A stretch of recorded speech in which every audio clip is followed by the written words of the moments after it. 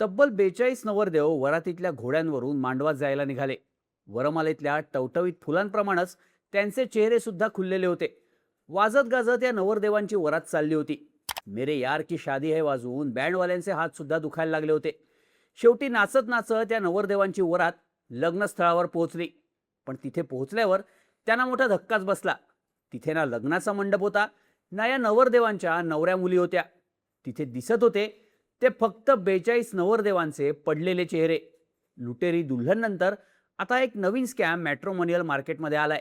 दुल्हन on delivery scam.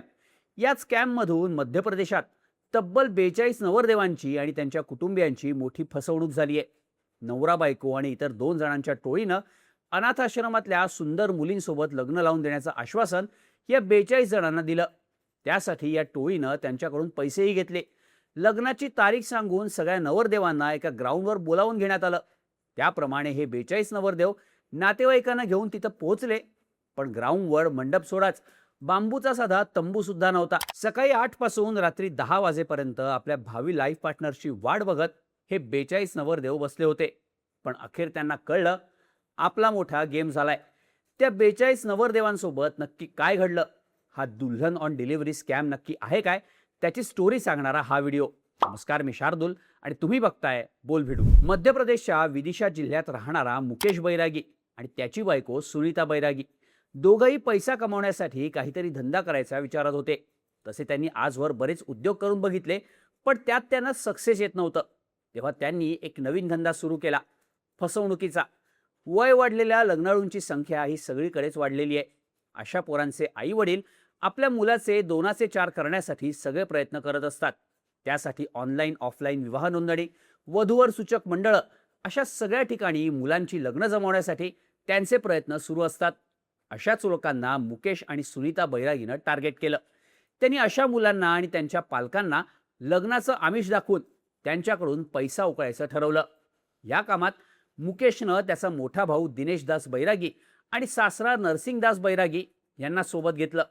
सगळ्यांनी आपापली कामं वाटून घेतली आणि प्लॅन एक्झिक्यूट करायला सुरुवात केली. दिनेश दास आणि नरसिंग दास हे दोघंही मध्य प्रदेशातील विदिशा, शाजापूर, देवास, भोपाळ आणि राजगड जिल्ह्यातल्या ग्रामीण भागात जायचे आणि वय झालेल्या, लग्नाची इच्छा असलेल्या, कमी शिकलेल्या, साधारण आणि गरीब घरातल्या मुलांची माहिती काढून त्यांना भेटायचे.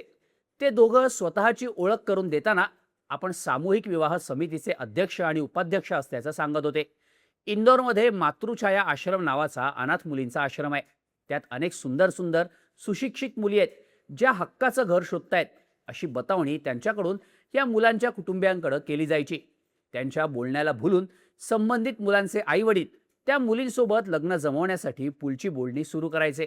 समोरून असा पॉझिटिव्ह रिस्पॉन्स आला की हे दोघं पुढची पुढी सोडायचे. दिनेश आणि नरसिंग त्या मुलांना आणि त्यांच्या घरच्यांना इंटरनेटवरून डाउनलोड केलेले मुलींचे फोटो दाखवायचे. आता मुलांचं लग्न जमत नाही यामुळे आधीच त्रासलेले मुलांचे आई वडील या सगळ्या खोट्या गोष्टींवर विश्वास ठेवायचे आणि मुलीचे फोटो बघून त्यात आपली आदर्श सून शोधायचे. इथे दिनेश आणि नरसिंगदास आपल्या प्लॅनच्या शेवटच्या टप्प्यावर यायचे. पुढच्यांनी लग्नासाठी तयारी दाखवली की रजिस्ट्रेशन फीच्या नावानं त्या कुटुंबाकडून 2000 रुपये घेतले जायचे. कसल्या तरी संस्थेच्या नावानं छापलेल्या बोगस पावतीबुकावर नाव लिहून त्यांना लग्नाचं आश्वासन दिलं जायचं. यानंतर या प्लॅनचा पार्ट 2 सुरू व्हायचा. मुकेश आणि सुनीता बैरागी हे दोघं नवरा बायको दिनेश आणि नरसिंगनं लिहून आणलेल्या नंबरवर कॉल करायचे. आपण संबंधित सामूहिक विवाह समितीचे विश्वस्त असल्याचं मुलांच्या कुटुंबियांना सांगायचे. त्यानंतर एका सुंदर फुलीचा फोटो त्यांना पाठवून, या मुलीला तुमचा मुलगा पसंत आहे, आता लवकरच देवासमध्ये एक सामूहिक विवाह सोहळा होणार आहे, त्यातच तुमच्या मुलाचं लग्न लावून दिलं जाईल असं त्यांना सांगितलं जायचं. हे ऐकून समोरची पार्टी खुश झाल्यावर मुकेश आणि सुनीता आपली पुढची चाल खेळायचे. मुलगी अनाथाश्रमातली असल्यानं लग्नात लागणाऱ्या दागिन्यांचा, कपड्यांचा, जेवणाचा आणि बाकी वस्तूंचा खर्च तुम्हालाच करावा लागेल अशी अट समोरच्यांना घालायचे. आता आपल्या मुलाचं लग्न होणार या आनंदात आई वडील सुद्धा अट मान्य करून पैसे द्यायला तयार व्हायचे. मग कोणाकडून 12,000, कोणाकडून 15,000 तर कोणाकडून 35,000 असं करत करत मुकेश आणि सुनीतानं 10 ते 12 लाख रुपये तब्बल 42 जणांकडून उकळले. त्यानंतर यायचा या प्लॅनचा शेवटचा टप्पा, म्हणजेच आपली फसवणूक होते हे त्या 42 नवरदेवांना किंवा त्यांच्या घरच्यांना कळू न देणं. यासाठी या टोळीनं देवासच्या गधेगंजमधल्या क्लब ग्राउंडवर सामूहिक विवाह सोहळा होणार आहे असं संबंधित कुटुंबांना सांगितलं. 24 आणि 25 मे या लग्नाच्या तारखा सुद्धा त्यांना देण्यात आल्या. आमची सगळी तयारी झाली आहे, तुम्ही वरात घेऊन ग्राउंडवर दिलेल्या तारखेला दिलेल्या वेळेत या, असं या चौघांकडून मुलांच्या घरच्यांना सांगितलं जायचं. 24 तारखेला सगळे विधी होतील आणि 25 तारखेला मोठा विवाह सोहळा पार पडेल. कोणाला कळू नये म्हणून तुम्ही शेरवानी किंवा सूट घालून न येता साध्याच कपड्यात या. तिथे आल्यावर तुम्हाला कपडे देण्यात येतील असंही त्यांना सांगण्यात आलं. सांगितल्याप्रमाणे 24 मेला सकाळी 8 वाजल्यापासून नवरदेव वराती घेऊन यायला लागले. 10 वाजेपर्यंत सगळेजण हजर होते. त्यांच्यासोबत मुकेश बैरागी सुद्धा 8 वाजताच आला होता. पण क्लब ग्राउंड मैदानावर नवऱ्याही नव्हत्या आणि मंडपही नव्हता. नवरदेवांना शेरवानी आणि वरमाला देण्यात आल्या, पण नवऱ्या मुलींचा पत्ताच नव्हता. 11 वाजेपर्यंत वाट बघितल्यानंतर नवरदेवांनी मुकेशला नवऱ्या मुलींबद्दल विचारलं. मुकेशनं त्यांना मुली रस्त्यात आहेत, गाडी खराब झाली आहे, थोड्याच वेळात पोहोचतील अशी कारणं सांगितली. नवरदेवांनी मुकेशवर विश्वास ठेवला. 42 नवरदेव आणि त्यांच्या घरचे लोक उन्हातानात भावी नवऱ्या मुलींची वाट बघत बसले होते. बघता बघता रात्रीचे 10 वाजायला आले तरीही मुलींचा पत्ता नव्हता. नवरदेवांनी मुकेशला पुन्हा मुली कधी येणार असं विचारलं. तेव्हा मुकेशनं त्यांना सांगितलं की माझा भाऊ दिनेशनं मला इथे यायला सांगितलं होतं, पण आता त्याचा फोन लागतच नाहीये. मुकेशच्या बोलण्यावर त्यांना संशय आला आणि आपली मोठी फसवणूक झाल्याचं या 42 जणांच्या लक्षात आलं. सगळ्यांना प्रचंड राग आला, वाईट वाटलं, पण त्यांच्यापैकी कोणीच मुकेशला काहीही केलं नाही. लग्न नावाचं सुख आपल्या आयुष्यात नसेलच असं म्हणत ती पोरं आणि त्यांच्या घरचे आपल्या नशिबाला दोष देत होते.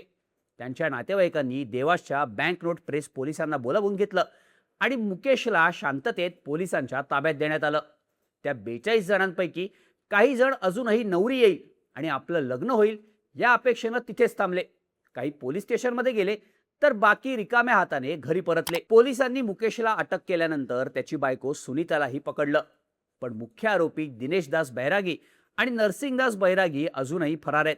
पोलीस त्यांचा शोध घेत आहेत. दरम्यान मुलगी मिळाली नाही तरी चालेल, पण आम्ही दिलेले पैसे तरी आम्हाला परत द्या अशी विनंती त्या 42 मुलांकडून पोलिसांना करण्यात येते. त्या 42 जणांची चेष्टाही केली जाते आणि त्यांच्या अवस्थेबद्दल सोशल मीडियावर दुःखही व्यक्त होत आहे. या दुल्हन ऑन डिलिव्हरी स्कॅम बद्दल तुम्हाला काय वाटतं? तुमच्याकडेही अशा घटना घडल्या आहेत का? ह्याबद्दलच्या तुमच्या प्रतिक्रिया कमेंट करून नक्की सांगा आणि अशाच माहितीपूर्ण व्हिडिओजसाठी बोल व्हिडिओच्या यूट्यूब चॅनलला सबस्क्राईब करायला विसरू नका.